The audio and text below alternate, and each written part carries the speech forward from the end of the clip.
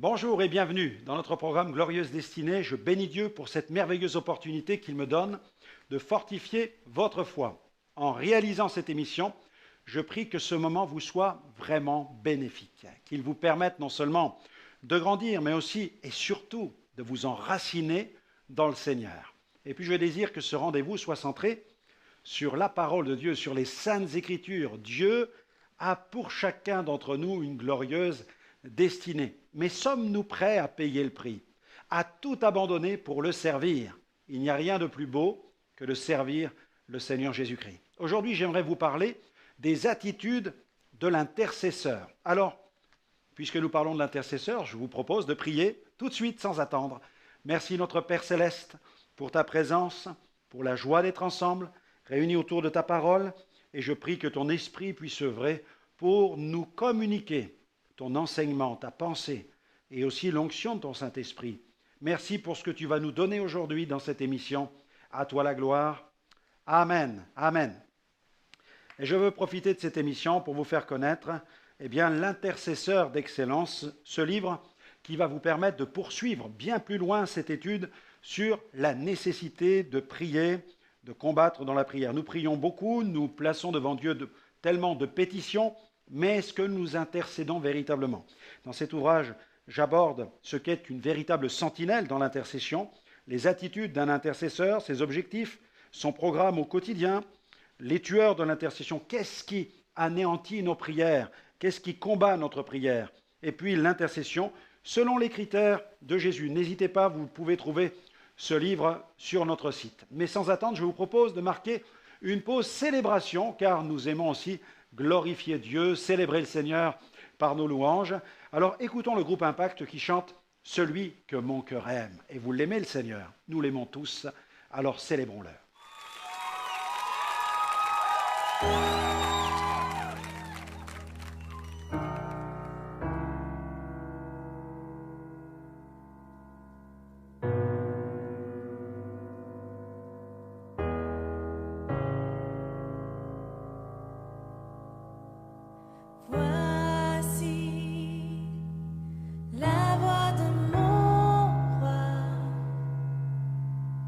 C'est à lui qu'il m'appelle, je cours avec joie vers toi. Sa parole est ma joie, plus douce que le miel, c'est ma raison, oui c'est mon choix. Il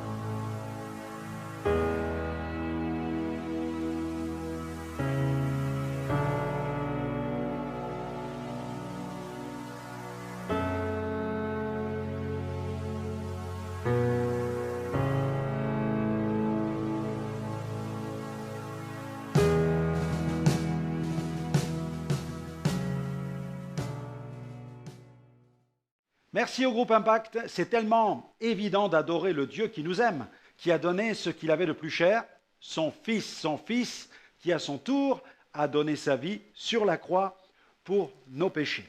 Allez, lisons un texte qui se trouve dans l'Ancien Testament. Dans le livre de l'Exode, au chapitre 17, il est question du conflit d'Israël avec Amalek. Au verset 8, on peut lire ceci: Amalek vint combattre Israël à Réphidim.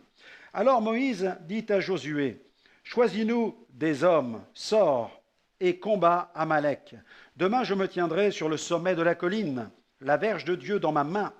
Josué fit ce que lui avait dit Moïse pour combattre Amalek, et Moïse, Aaron et Hur montèrent au sommet de la colline. Lorsque Moïse élevait sa main, Israël était le plus fort. Lorsqu'il baissait sa main, Amalek était le plus fort. Les mains de Moïse étaient fatiguées. Ils prirent une pierre qu'ils placèrent sous lui. Il s'assit dessus. Aaron et Hur soutenaient ses mains, l'un d'un côté, l'autre de l'autre, et ses mains restèrent fermes jusqu'au coucher du soleil.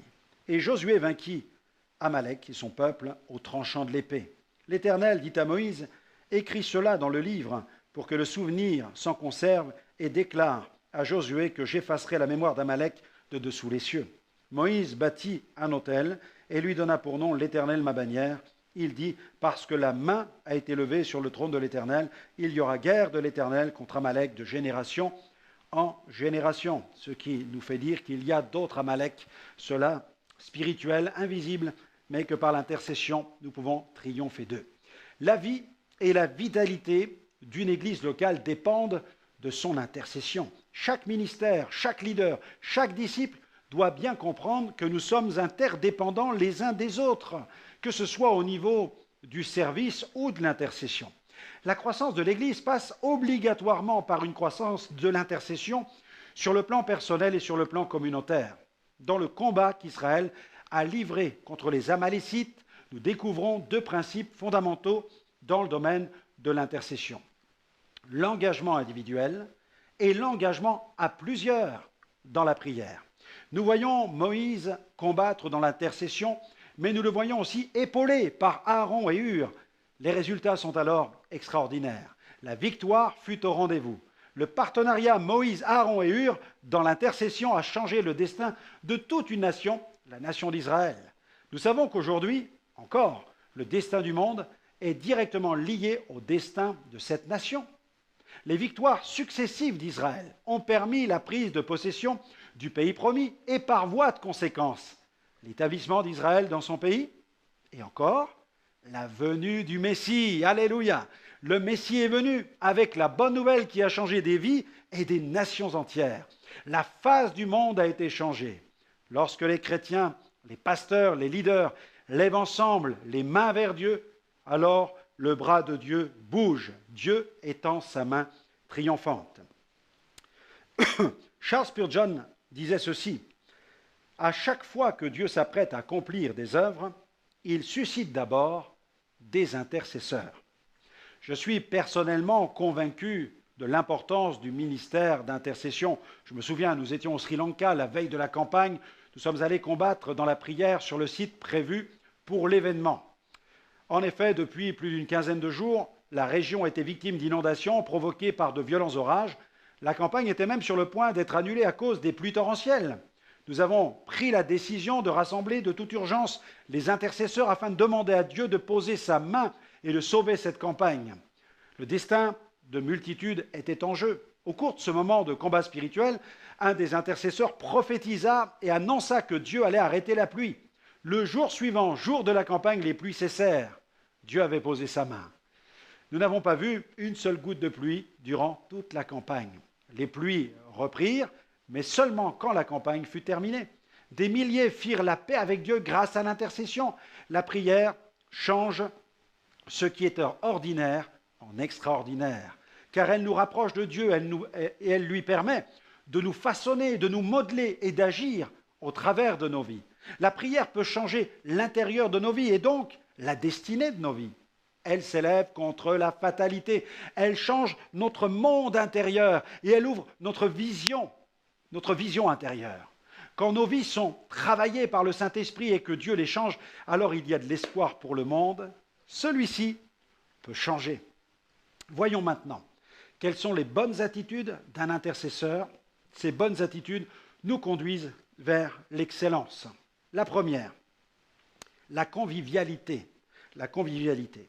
La Bible nous dit ceci dans Exode 33, verset 11, « L'Éternel parlait avec Moïse face à face comme un homme parle à son ami. Puis Moïse retournait au camp, mais son jeune serviteur Josué, fils de Nun, ne sortait pas du milieu de la tente. » La convivialité entretient les relations amicales. Elle favorise l'échange et consolide les relations à l'intérieur d'un même groupe, comme par exemple dans une communauté. À une certaine époque, l'évangéliste Billy Graham connaissait des difficultés, il traversait une sorte de crise spirituelle en ayant cette impression que Dieu était loin, que Dieu l'avait laissé. Alors il décida d'écrire à sa mère, qui était une remarquable femme de Dieu. Elle lut attentivement son courrier dans lequel il partageait son problème, son fardeau. Alors elle pria et lui répondit par ces quelques mots. « Tu sais, mon fils, c'est quand nous avons l'impression que Dieu est loin de nous qu'en fait, il est là, tout près de nous. Il n'est pas loin, juste à la distance d'une prière. » Ah, ce message fut reçu par Billy Graham comme une réponse qui vient de Dieu. L'évangéliste reprit courage et s'approcha de Dieu par la foi, avec un cœur sincère et confiant. Nous devons apprendre à nous approcher de Dieu avec notre cœur sans chercher à ressentir quoi que ce soit. Étant de nature humaine, nous nous sentons souvent obligés de devoir ressentir quelque chose pour nous rassurer et nous prouver que Dieu a bien reçu notre prière. En fait, Dieu sait tout, il connaît toutes choses. Avant même que la parole soit sur notre langue, il la connaît déjà. Alors ne nous inquiétons pas. Quelqu'un dira peut-être, mais s'il connaît tout, alors pourquoi prier? Eh bien, tout simplement, parce que Dieu désire plus que nous ne pouvons l'imaginer. Il désire une véritable relation intime avec nous, une authentique communion. Pouvez-vous imaginer que deux personnes qui s'aiment, décident de ne plus communiquer entre elles pour la seule et la simple raison qu'elles pensent se connaître suffisamment? C'est impensable. Où est la convivialité dans une famille où personne ne se parle? Si les deux meilleurs amis du monde se retrouvent, n'ont-ils rien à se dire? Ce qui fait la force d'un mariage, c'est le dialogue, la communication, la relation, l'échange, la communion. Je me souviens d'un couple qui, lorsqu'ils se disputaient, restait sans se parler pendant une bonne quinzaine de jours. L'enfant servait de lien, de messager entre le père et la mère. Il était vraiment ce messager. Les parents étaient fâchés, ils ne correspondaient plus que par le moyen de messages écrits sur les petits morceaux de papier, et c'est l'enfant qui servait de facteur. Vous désirez devenir une sentinelle intercesseur d'excellence, mais vous ne savez pas à quoi cela vous engage? Alors c'est le moment de franchir le pas et de découvrir l'intercession selon les critères de Jésus. Ces critères donneront à votre intercession toute sa puissance et son efficacité. N'hésitez plus, répondez à cet appel, procurez-vous ce livre, L'intercesseur d'excellence, sur notre site www.gospelvision-international.com. Voilà, continuons. La spontanéité, c'est aussi important au niveau des attitudes d'un intercesseur. La spontanéité. La Bible nous dit ceci dans Hébreux 11, verset 6. « Or, sans la foi, il est impossible d'être agréable à Dieu, car il faut que celui qui s'approche de Dieu croit que Dieu existe et qu'il est le rémunérateur de ceux qui le cherchent. » Il est important d'être naturel, d'être vrai. Trop souvent, la prière est imprégnée d'une sorte de religiosité, de solennité qui sonne faux. Lorsque nous entrons dans la prière, il est bon de s'exprimer avec un cœur vrai et sincère. La foi doit se vivre avec simplicité et authenticité. La Bible nous invite à rester vraiment simple. Dans 2 Corinthiens 11, verset 3, Paul écrit « Je crains que vos pensées ne se corrompent et ne se détournent de la simplicité à l'égard de Christ. » Nous rencontrons souvent cette spontanéité chez les jeunes convertis. Je me souviens d'un jeune converti qui avait été interpellé par une annonce du pasteur. En effet, le pasteur avait décidé d'organiser une soirée spéciale pour la recherche du Saint-Esprit. J'étais passé chercher le jeune homme chez lui et nous étions partis ensemble à pied à l'église. Marchant à ses côtés et voyant qu'il était équipé d'un appareil photo, j'ai pensé qu'il devait avoir un rendez-vous spécial après cette réunion. Et naïvement, je lui ai demandé ce qu'il comptait faire avec son appareil photo, s'il avait un rendez-vous après la réunion. Il m'a simplement répondu que c'était la première fois de sa vie qu'il allait participer à une telle soirée. Il ne voulait sous aucun prétexte manquer le moment où le Saint-Esprit allait apparaître pour baptiser de feu. J'étais soufflé. Sa spontanéité, sa foi m'avait interpellé. Bien entendu, je lui ai expliqué comment se déroulait ce genre de réunion, mais je suis resté admiratif devant tant de simplicité. Être simple ne signifie pas être simpliste. Il ne faut surtout pas perdre de cette simplicité, de cette fraîcheur. Ne devenons pas ultra spirituels comme certains. Ne nous laissons pas gagner par une certaine austérité. Cultivons les bonnes attitudes. Et une autre attitude importante est celle du respect. La Bible nous rappelle cette parole du psaume 115, verset 11. « Vous qui craignez l'Éternel, confiez-vous en l'Éternel, il est leur secours et leur bouclier. » La convivialité et la spontanéité dans la prière ne peuvent dispenser l'intercesseur du respect, de la crainte qu'il doit à l'Éternel. Vous l'avez compris, il ne s'agit pas bien entendu de se conduire avec légèreté. La crainte de Dieu est quelque chose que nous avons au fond du cœur. Cette crainte ne se voit pas et pourtant, elle est là. Malheureusement, certaines personnes tentent de montrer leur crainte de Dieu et elles tombent dans des pièges. Elles traduisent cette crainte par des attitudes caricaturales. Si l'expression de la crainte, du respect que nous devons à l'Éternel est trop exagérée, alors elle sera perçue comme quelque chose d'artificiel par ceux qui écoutent. Elle sonnera faux. Et attention, les gens du monde ne s'y trompent pas. Un non-croyant avait dit d'un chrétien qu'il le trouvait si pieux, tellement pieux qu'avec lui, il n'aurait eu aucun mal à fabriquer une clôture. C'est vous dire que les gens du monde flairent ce qui est artificiel. Craignons l'Éternel, montrons-lui du respect, mais avec vérité et sincérité, sans hypocrisie, c'est-à-dire sans masque. Liberté ne signifie pas, bien sûr, légèreté. Dieu est notre ami et il est saint. Il n'est pas notre copain. Il est notre ami, mais il est notre sauveur et notre Seigneur. Une autre attitude importante, je l'ai appelée la précision. La précision. Quand Salomon commença à régner, il fit cette prière dans 1 Roi 3, versets 9 à 10. « Accorde donc à ton serviteur un cœur intelligent pour juger ton peuple, pour discerner le bien du mal, car qui pourrait juger ton peuple, ce peuple si nombreux ?» Cette demande de Salomon plut au Seigneur. Amen. Elle plut au Seigneur. Cette prière de Salomon est un exemple de prière vraiment ciblée. Il prie avec précision. Apprenons à prier avec une telle précision. C'est le meilleur moyen de pouvoir identifier un exaucement. Si quelqu'un prie dans le vague, il lui sera extrêmement difficile de savoir quand le Seigneur répondra à sa prière. Réfléchissons bien à ce que nous disons à Dieu et souvenons-nous de ce que nous lui avons demandé. Pour être vraiment efficace, la prière doit dépasser ce genre de prière. Seigneur, voyez par exemple, Seigneur, guéris tous les malades, règle tous les problèmes, sauve tous les hommes, bénis tous les missionnaires. C'est vrai qu'au premier abord, une telle prière produit une certaine impression, mais cette forme grandiloquente de prière n'impressionne pas le Seigneur.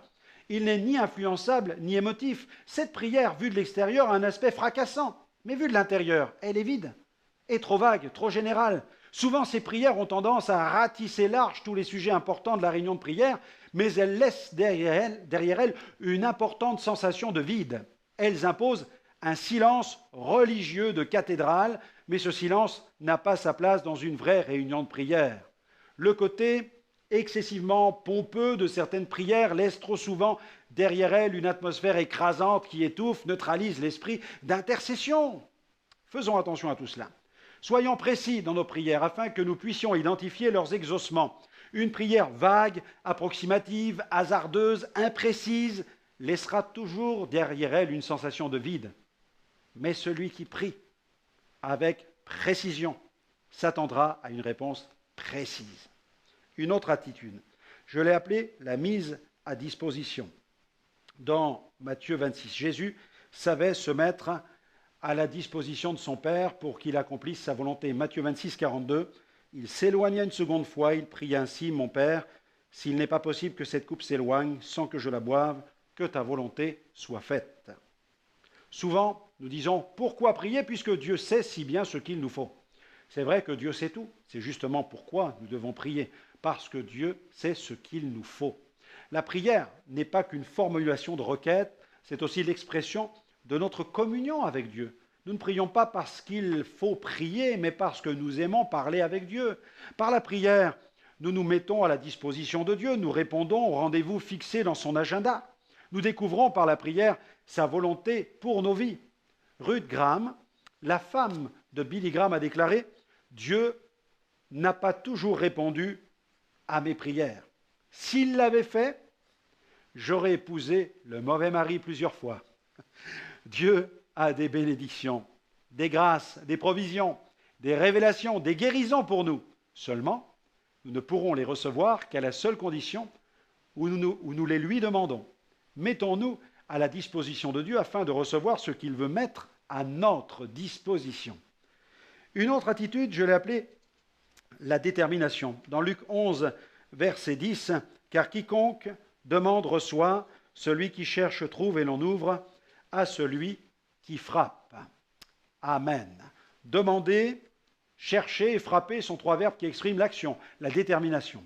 Lorsque nous cherchons Dieu et que nous sommes sûrs de sa volonté, nous devons prier jusqu'à l'exaucement. Il y a plusieurs difficultés à affronter dans la prière. Oui, plusieurs. C'est la difficulté de se fixer un moment dans la journée.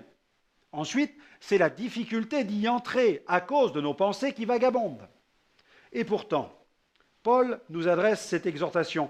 1 Thessaloniciens chapitre 5, versets 17 à 19. Priez sans cesse. Rendez grâce en toutes choses, car c'est à votre égard la volonté de Dieu en Jésus-Christ. N'éteignez pas l'esprit, ne coupez pas la lumière. En fait, la condition physique ne peut venir qu'avec la persévérance. Il en est de même pour la forme et la santé spirituelle. La condition est liée à la pratique et à l'exercice, cette condition physique. Dans le parachutisme de précision, on ne devient pas un expert après seulement 2 sauts. Dans cette discipline, le parachutiste devra sauter d'un avion pour arriver à poser son pied plusieurs dizaines de milliers de mètres plus bas sur un disque blanc ne mesurant que quelques centimètres carrés. Seul l'entraînement, la persévérance et la détermination pourront permettre de tels résultats. Nous devons apprendre à prier continuellement et ne jamais oublier que les chrétiens les plus bénis sont ceux qui font de la prière leur style de vie. Continuons. Un autre élément concernant les attitudes, c'est le dernier, la reconnaissance. Paul donna ce conseil aux chrétiens d'Éphèse dans Éphésiens 5, 20, « Rendez continuellement grâce pour toutes choses à Dieu le Père, au nom de notre Seigneur Jésus-Christ. » Et il demande aux Colossiens, « Rendez grâce au Père, Colossiens 12, qui vous a rendu capable d'avoir part à l'héritage des saints dans la lumière. Amen. » S'il est important de soigner notre relation avec les gens afin qu'elle soit vraie, durable et fraternelle, il faut aussi veiller sur la qualité de notre relation avec Dieu. Nous devons toujours nous approcher de Dieu avec respect. Nous devons développer une relation vraiment constructive, mais aussi nous devons savoir imprégner notre communion avec de la reconnaissance. Lorsqu'on vous fait un cadeau, la moindre des choses est de remercier le donateur. Il en est de même dans la communion avec Dieu. Dieu le Père nous fait le cadeau de nous recevoir et il nous témoigne de son affection par des dons. Soyons donc reconnaissants. Ne soyons pas comme les Israélites au désert qui ont reçu des provisions divines, qui avaient de la viande plein la bouche et n'avaient aucune reconnaissance envers Dieu. Eh bien voilà, notre émission se termine. Il nous faut cultiver toutes ces attitudes d'un véritable intercesseur. J'espère que vous allez les cultiver. N'hésitez pas à me retrouver sur notre site web www.gospelvision-international.com. Vous pourrez y retrouver de nombreuses émissions. Elles vont vous permettre de continuer à grandir dans votre vie spirituelle. Alors que le Seigneur continue à répandre sa grâce sur votre vie et qu'il vous fasse pleinement entrer dans votre glorieuse destinée. Que Dieu vous bénisse et à très bientôt.